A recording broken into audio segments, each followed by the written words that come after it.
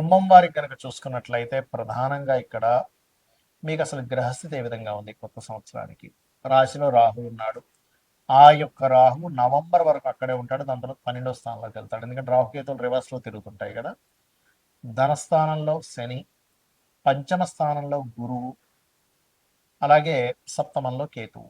ఇది కొత్త సంవత్సరంలో మేజర్ ప్లానెట్స్ చూసుకుంటాం కాబట్టి మీకు ఎటువంటి ఫలితాలు జరగనున్నాయి, ఏ విషయాల పట్ల మీరు జాగ్రత్తగా ఉండాలి అనేటువంటి అంశాలు చెప్తుంది నేనైనప్పటికీ చెప్పిస్తుంది సాక్షాత్ లలిత అమ్మవారిగా భావిస్తూ, ప్రధానంగా ఇక్కడ ఎప్పుడైతే మీకు లగ్నంలో రాహు ఉన్నాడో ఇది కొంచెం తెలియని ఒక ఏదో జరుగుతుంది సంథింగ్. ఒక్కోసారి చూడండి కొంతమంది ఎనర్జీస్ని ఫీల్ అవుతూ ఉంటారు. ఇలా ఎనర్జీస్ ఫీల్ అవ్వడం అనేటువంటిది కూడా జరుగుతుంది కుంభం వారికి, గుర్తుపెట్టుకోండి. కాకపోతే రెండులో శని ఉన్నందుకు కొంచెం ఇంపోర్ట్ ఎక్స్పోర్ట్ ద్వారా ధనము, కొంచెం ఏలినాటి శని కూడా నడుస్తుంది కాబట్టి ఫైనాన్షియల్ మ్యాటర్స్ విషయంలో కొంత స్ట్రెస్ అవ్వడం కూడా జరుగుతూ ఉంటుంది. అయితే ఇక్కడ మీకు జూన్ నుంచి గురువు ఎప్పుడైతే 6వ స్థానంలోకి వస్తాడో, 6వ స్థానం అనేటువంటిది కూడా నిత్య జీవిత స్థానం కాబట్టి కొంచెం మనకి గురువులతో వాళ్ళతో చిన్న చిన్న శత్రుత్వాలు కూడా వచ్చినప్పటికీ ఉద్యోగ సంబంధించిన విషయంలో జూన్ నుంచి చాలా అనుకూలంగా ఉంది. అలాగే అప్పటి నుంచి ఏదైనా ప్రాపర్టీ తీసుకోవాలనుకున్నా చాలా బాగుంది. కాకపోతే సంతానం కోసం చేసే ప్రయత్నం మాత్రం జూన్ లోపలే మీరు ప్రయత్నం చేసుకోండి. జూన్ దాటితే మళ్ళీ గురువు 6లోకి చేయడం వల్ల అంత అనుకూలత ఉండదు. మళ్ళీ గురువు వక్రగతి చెందినప్పుడు వస్తుంది అనుకూలత. ఎప్పుడు చెందుతారు ఈ గురువు అంటే అగైన్ అక్టోబర్ నుంచి చెందుతుంది గురువు వక్రగతి. అక్కడి నుంచి మళ్ళీ కొంత బాగుంటుంది. అలాగే ఎట్టి పరిస్థితుల్లో కూడా పార్ట్నర్షిప్స్ ఈ సంవత్సరం గుర్తుపెట్టుకుని పార్ట్నర్షిప్స్ విషయంలోని మరియు వివాహ నిర్ణయాలు తీసుకునేటువంటి అంశాల్లోని ఒక్కోసారి మనం చూడండి ఏదైనా స్టేజ్ మీద మాట్లాడుతూ ఉంటాం. అలా స్టేజ్ మీద ఏదైనా ఒక మాట మాట్లాడేటప్పుడు చాలా జాగ్రత్తగా ఉండాలి. ఎందుకంటే లగ్నంలో రాహు, సప్తమంలో కేతు ఉన్నాడు. సో ఇది చాలా చాలా చాలా క్లియర్గా నిర్ణయం తీసుకోవాల్సిన సమయం వివాహ విషయాల్లో, పార్ట్నర్షిప్స్ విషయాల్లో. మరి మీరు వివాహం విషయంలో నవంబర్ వరకు అలా ఉంది కదండి, నవంబర్ వరకు చేసుకోకూడదా, మనం కంపల్సరీ చేసుకోవాల్సిన పరిస్థితి ఉంది అంటే కనుక రాహు కేతు గ్రహాల దగ్గర దీపారాధన చేయండి. వీలైతే ఒకసారి కాళహస్తికి వెళ్ళి రండి. రావి చెట్టు మొదలలో కాస్త పసుపు కుంకుమ గంధం కలిపిన వాటర్ని వేసి వాటి చుట్టూ ప్రదక్షిణం చేయండి. అక్కడ మనకి సర్ప ప్రతిష్ఠ చేసినవి ఉంటాయి. వాటి మీద చక్కగా మీరు పసుపు కుంకుమ గంధం కలిపిన వాటర్ని వేసి ప్రదక్షిణం చేసుకోండి. ఓం కామేశబద్ధ మాంగళ్య సూత్ర శోభిత కందరాయే నమః అనే మంత్రం చేయండి. ఖచ్చితంగా మీకు బాగుంటుంది. ఇక్కడ ఏంటంటే ప్రతి ఒక్కరికి కూడా సంవత్సరం మారింది, నూతన సంవత్సరం వచ్చింది, ఇక్కడి నుంచి అయినా సరే లైఫ్ బాగుంటుందా అని చెప్పి ఆశపడుతూ ఉంటారు. మనిషి అభివృద్ధి అవ్వడానికి పడేటువంటి ఆశ ఎప్పుడు కూడా తప్పు కాదు. అయితే ఇక్కడ మీరు అర్థం చేసుకోవాల్సింది ఏంటంటే ఎంతసేపు కూడా ఏలినాడ్స్ అని సర్పదోషం ఉంది, ఇవి ఒకటే కాదు, మీ పర్సనల్ చార్ట్లో గ్రహాలు ఏ రకంగా ఉన్నాయి అంటే లగ్నం ఎలా ఉంది, లగ్నాన్ని బట్టి మీ ఎదుగుదల చెప్తుంది. మీ ధనాధిపతి ఎలా ఉన్నాడు అంటే సెకండ్ లార్డ్, సెకండ్ హౌస్ శుక్రుడి యొక్క పరిస్థితి ఎలా ఉందనేది క్లియర్గా తెలుసుకోవాలి. దాన్ని బట్టి ఏమవుతుందంటే మీకు ఎందులో ధనయోగం ఉంది, ఏ రూపంలో మీరు ప్రయత్నం చేస్తే బాగుంటుంది, ఎప్పుడు మీకు రైట్ టైం, ఇవన్నీ కూడా తెలుస్తాయి. అలాగే మీరు చేసే ప్రయత్నాలు 3వ స్థానం. మీరు ఇక్కడ ఏంటంటే వాస్తు కూడా మనకు ప్రభావం చూపిస్తుంది. జాతకం బాగుందండి, వాస్తు వాళ్ళ ఇంట్లోకి వెళ్ళానంటే ఏమవుతుందంటే కుండలో వాటర్ పోస్తున్నాము కానీ కుండకి చిన్న చిల్లు ఉంటే ఏమవుతుంది, కింద నుంచి వెళ్ళిపోతూనే ఉంటాయి.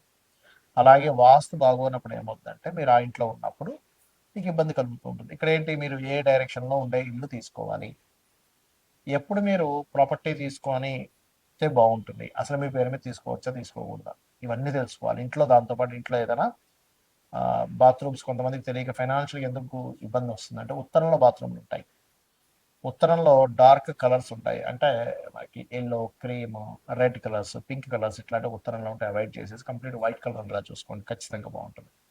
అలాగే మరొక విషయం ఏంటంటే ఇక్కడ సంతాన అభివృద్ధి ఎందుకు కావట్లేదు, పంచమ స్థానం, రుణము, రోగము, శత్రుత్వం, ఇవి ఇవి ఎక్కువగా ఇబ్బంది పెడుతూ ఉంటాయి. వీటికి సంబంధించిన పరిస్థితి ఏమిటి? అలాగే మరొక విషయం ఏంటంటే ఇక్కడ వివాహం అయ్యే సమయం, వివాహం 2 వివాహాల యోగం ఏమైనా ఉందా, అసలు వివాహ జీవిత భాగస్వామితో వివాహం విషయంలో ఎందుకు ఇద్దరి మధ్యన సరైన కమ్యూనికేషన్స్ ఉండట్లేదు, ఎందుకు మీ ఇద్దరి మధ్యన మాటమాటికి ఏదో గొడవలు జరుగుతున్నాయి, ఇవన్నీ కూడా మీ పర్సనల్ చార్ట్లో వెరీ క్లియర్గా ఉంటుంది. కాబట్టి ఈ యొక్క అంశాలలో మీరు గనక ప్రయత్నం చేసినట్లయితే దాన్ని తెలుసుకొని ఖచ్చితంగా సక్సెస్ ఉంటుంది. అదేవిధంగా వివాహం తర్వాత ఉదాహరణకి వివాహం ఈ సంవత్సరం లేదు అనుకున్నప్పుడు ఆ టైం వేస్ట్ అవుతుంది. ఏ సంవత్సరం ఉందో ఆ సంవత్సరం చేసుకోండి. అలాగే విదేశాలకు వెళ్ళే యోగం ఉందా లేదా, అసలు మీకు జాబ్ సంబంధించిన విషయంలో ఎందుకు ఇబ్బంది అవుతుంది, కెరీర్లో ఎందుకు సెటిల్ లేకపోతున్నారు అంటే ఒక్కోసారి కొంతమందికి బిజినెస్ యోగం ఉంటుంది, అప్పుడు సెటిల్ అవ్వలేరు, అలా ఉంటుంది అనమాట. అయితే ఇక్కడ మరొక విషయం ఏంటంటే ఈ సంవత్సరం ప్రధానంగా మీరు ఈ ఆదాయము వ్యయము రాజపూజ్యం అవమానాలు వీటికంటే కూడా ఒకటే గుర్తుపెట్టుకోండి, మీకు ఆదాయం బాగా రావాలి. ఓం సంపత్కరి సమారూఢ సింధుర బ్రజ సేవితాయ నమ అని మంత్రం చేసుకోండి. అప్పులు ఎక్కువగా ఉన్నాయి, ఓం అపర్ణాయ నమ అని మంత్రం చేసుకోండి. బిజినెస్లో ఇంప్రూవ్మెంట్స్ రావాలి, ఓం ఇంద్రగోప పరిక్షిప్త స్మరతోనా భజంగికాయ నమ. అయితే ప్రతిదీ కూడా 45 మినిట్స్ చేయండి. చాలామంది ఏం చేస్తారంటే 5 నిమిషాలు చేశానండి నాకు రిజల్ట్ రాలేదంటారు. చిన్న ఎగ్జాంపుల్ చెప్తాను. అన్నం పొయ్యి మీద కుక్కర్ పెడతాం, 20 మినిట్స్ పడుతుంది కరెక్ట్గా మీకు అది ఉడకడానికి. 5 నిమిషాల్లో నాకు ఉడకాలంటే ఉడకదు. అలాగే ప్రతి దానికి కూడా ఒక ఎనర్జీ ఫామ్ అవ్వడానికి సమయం పడుతుంది. అలా మీరు ఒక 45 నిమిషాలు కనుక చేయగలిగితే ఖచ్చితంగా దాని ప్రభావం అనేటువంటిది ఉంటుంది మీ మీద.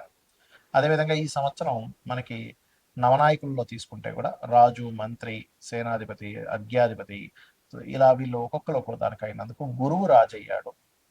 జూపిటర్ యొక్క పరిస్థితి బాగోలేదు. నేను గతంలో చాలా రోజుల క్రితం చెప్పాను, 2-3 నెలల క్రితం కూడా చెప్పాను గురు రాశిలో శని ఉన్నాడని. దీనివల్ల అనేకమైనటువంటి జన నష్టం ఉంది. కాబట్టి విదేశాల్లో ఉండేటువంటి వారు మరింత జాగ్రత్తగా ఉండాలి.